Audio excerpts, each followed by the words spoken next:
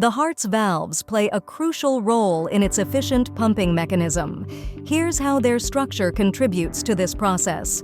One-way flow regulation. The valves ensure that blood flows in one direction, preventing backflow and maintaining the forward flow required for efficient circulation. Tricuspid and mitral valves. The tricuspid and mitral valves separate the atria from the ventricles, preventing blood from flowing back into the atria when the ventricles contract. Pulmonary and aortic valves. These valves prevent blood from flowing back into the ventricles after it has been pumped out to the lungs through pulmonary valve and the rest of the body through aortic valve. Leaflet structure.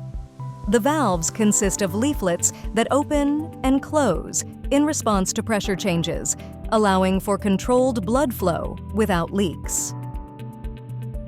By opening and closing at the right times during the cardiac cycle, the valves ensure that blood is efficiently pumped through the heart and into the circulatory system. The intricate structure of the heart's valves, combined with their coordinated timing, enables the heart to maintain a continuous and efficient pumping mechanism, supporting the body's circulation.